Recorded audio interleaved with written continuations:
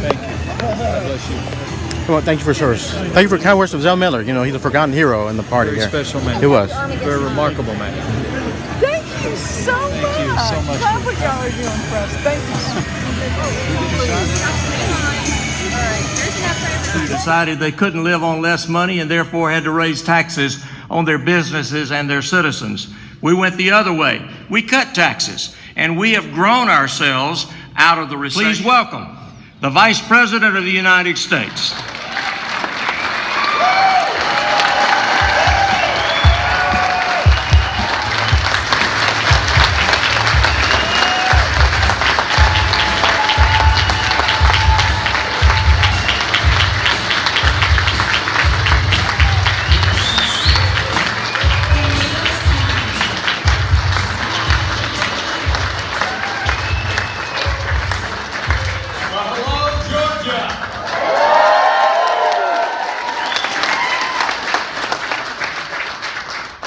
Governor, thank you for those great words. Thank you for your great leadership here in Georgia. It is great to be back in the Peach State. In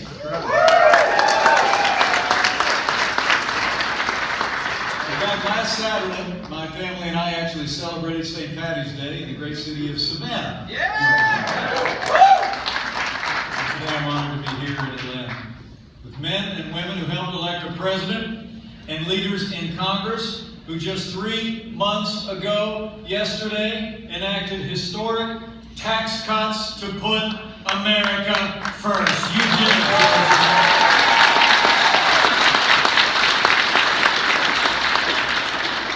And in fact, let me begin today by bringing greetings from a friend of mine. When I left the Oval Office today, I can tell he was just a little bit jealous about where I was headed. And he wanted me to tell all of you, no! We love Georgia. And I'm here today to talk about the progress that we've all made together over the past year. But before I get started, let me take a moment to acknowledge that Georgia lost one of its greatest leaders today, Zell Miller. Zell was a leader of great character, great integrity. He dedicated his life to public service and to serving this country. He was a United States Marine, a governor, a United States Senator. And the difference he made in the life of this great state and the life of this nation will impact this country for generations to come. Zell Miller was a great champion of public education, and as governor, he helped establish the host of the great state of Georgia.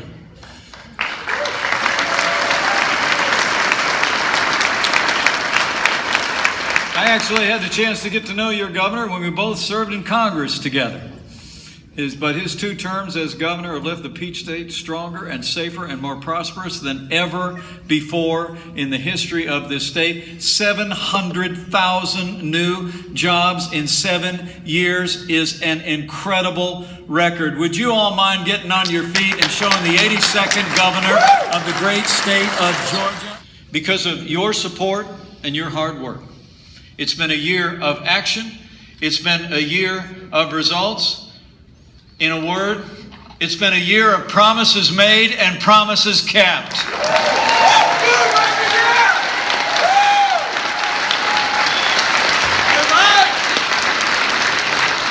Even earlier today, in the spending bill the president signed into law, we saw the promises of this administration kept, one after another. As the president made clear under this bill, the government, unfortunately, is still too big. It still spends too much. And the bill wasn't perfect, but y'all deserve to know it is chock full of examples of how this president fought to keep the promises that he made to the people of Georgia and to the American people. And it all begins with providing for the common defense. National defense is now the top priority of this country and this administration. You know, President Trump promised to rebuild our military and restore the arsenal of democracy. Just a few hours ago, I was standing nearby when President Donald Trump signed the largest investment in our national defense in American history.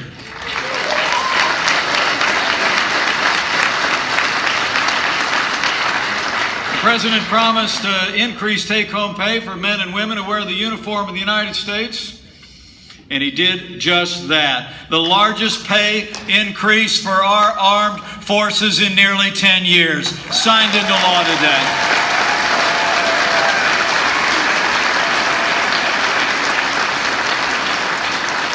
You know, and today I can tell from where I'm standing that we're joined by an awful lot of heroes in this room. In fact, there's a group of heroes from Dobbins Air Reserve Base and Robins Air Force Base here in Georgia who serve in the United States Air Force, Navy, and Marine Corps. Would you all just mind showing these men and women in uniform how much we appreciate them stepping in a little more than a year? Illegal crossings at our southern border have been cut nearly in half, and with the $1.6 billion of funding in the bill just signed into law, the United States will immediately begin construction of nearly 100 miles of a new border wall.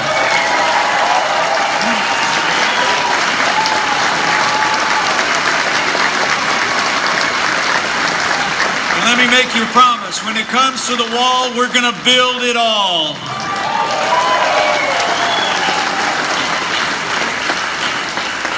The President also promised to appoint strong conservatives to our federal courts at every level. And this President not only appointed Justice Neil Gorsuch to the Supreme Court of the United States, but he also set a record of the most Court of Appeal judges confirmed in a single year in American history. And they're all conservative men and women that are going to make you proud. Now, when you talk about all that we've done together, I came here today to really talk about what's happening in this economy. I mean, from early in this administration, we've been working with these great members of Congress to roll back the heavy hand of government on businesses large and small. In fact, I remember back on the campaign trail, maybe some of you do too, the President promised that he would repeal 2 federal regulations for every 1 new federal rule put on the books. Truth is, we didn't do that. With the support of our leaders in Congress, in the majorities in the House and the Senate, we've repealed 22 federal regulations for every new rule put on the federal books. It's true. In fact, President Trump has signed more laws rolling back federal red tape already than any president in American history.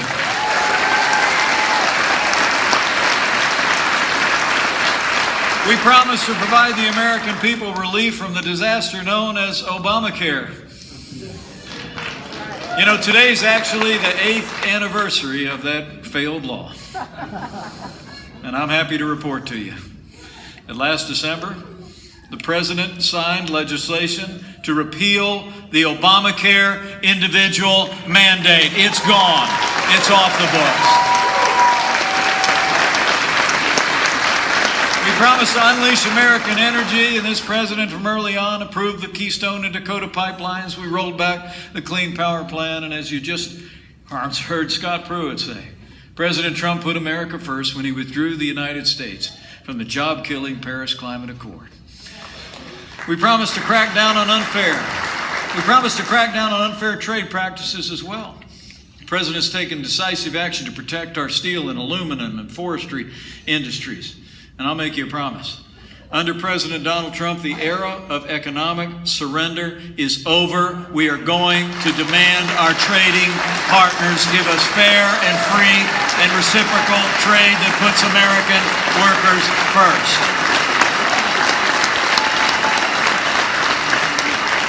And finally, what brought us all here today on a Friday afternoon, taking a break from watching basketball, is that this President promised to cut taxes across the board for working families and businesses and family farms.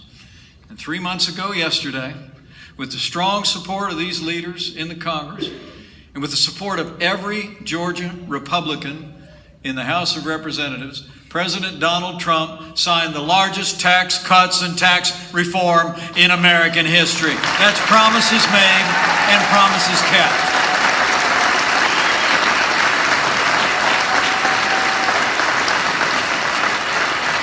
You know, we're just over a year into our administration, and the results are nothing short of remarkable.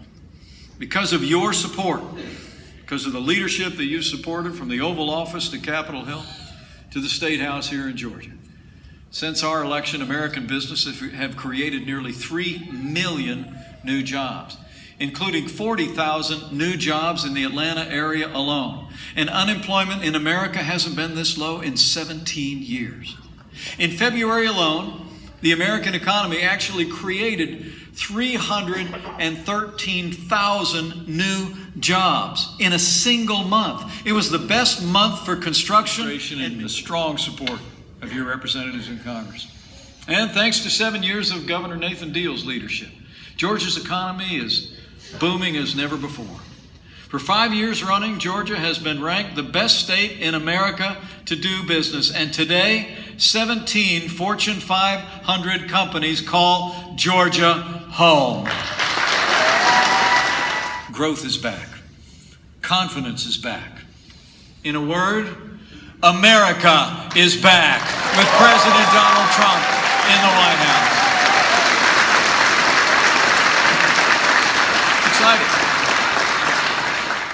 Christmas. Am I right? I mean, these bonuses and pay raises are making a real difference in the lives of America's working families. And I want to say very seriously, any leader who says $1,000 in the pockets of working families is crumbs is out of touch with the American people.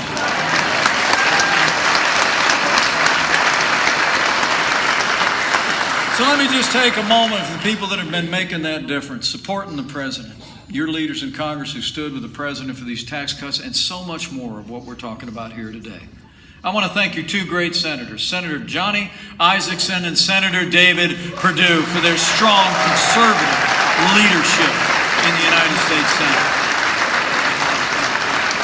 And you've already heard from three extraordinary members of Georgia's delegation to the House of Representatives, Karen Handel, Rob Woodall, and Barry Loudermill. They are remarkable people, and I'm just so grateful for their support. But you know, I'm happy to report they might be the only ones here, but they're not alone among Georgia's Republicans. I'm pleased to report to all of you gathered here today that this agenda that we're celebrating, the accomplishments that we've been able to bring about, I'm pleased to report to you that every single Republican in the Georgia delegation to Congress voted for the tax cuts and voted to put Georgia and America first.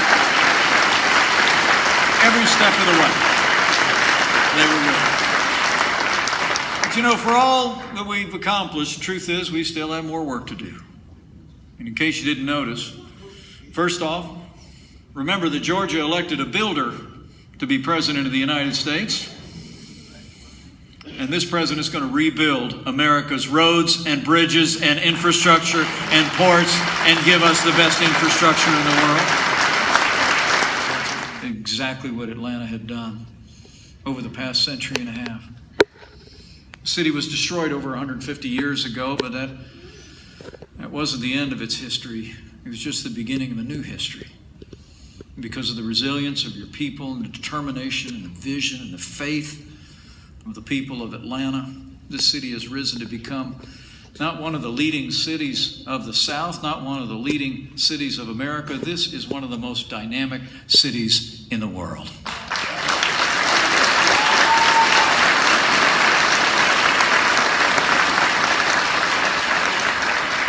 The country looks on in Atlanta, really does, and watches with inspiration that spirit that has defined this great city over the last century and a half. And no matter what challenges you face, Atlanta continues to reach greater heights every day. And the country is proud, and I know Georgia is proud. That's the Atlanta spirit for you. It's evident in every part of this city, and I see it. I see it from where I'm standing in this room today. But as I close today, I encourage you to take that spirit from this gathering and talk about what you've heard here today. And I appreciate you coming out today on a Friday afternoon, a beautiful Friday here in Georgia. It was a lot colder where I left. And it was a lot colder up in New Hampshire. But I want you to leave here today, and I hope you'll stay involved, stay engaged.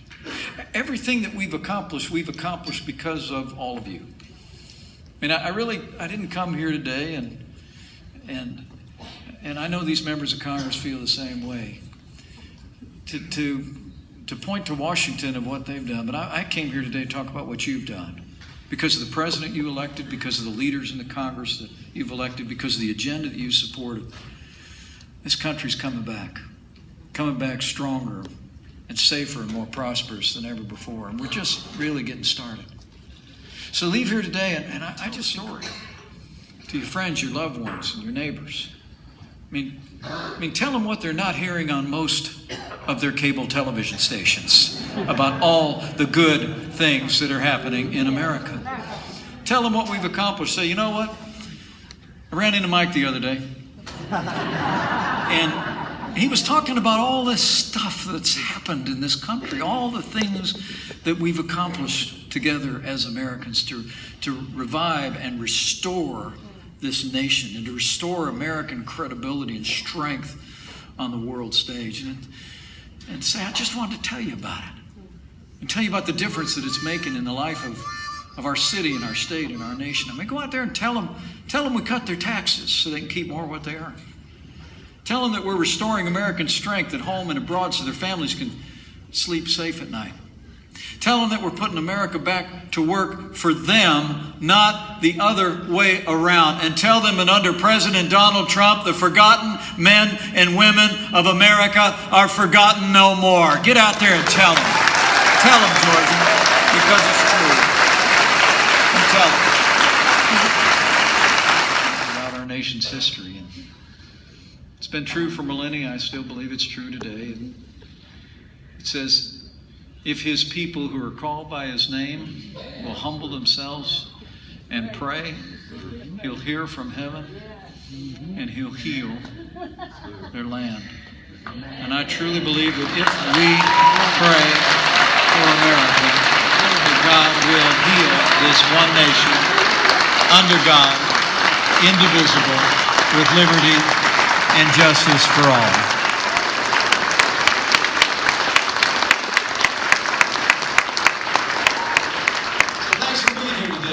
The opportunity to address you. I look forward to saying hello to as many of you as can linger afterwards. I leave here today with renewed confidence. I really do. That with the continued support of the good people of Georgia, continued great leadership at your State House, people like Governor Nathan Dean, these great Georgian leaders in the Congress of the United States fighting for you every day, with President Donald Trump in the White House, and with God's help, I know in my heart we will make America safe again. We will make America prosperous again. And to borrow a phrase, we will make America. Mallory. Thank you very much.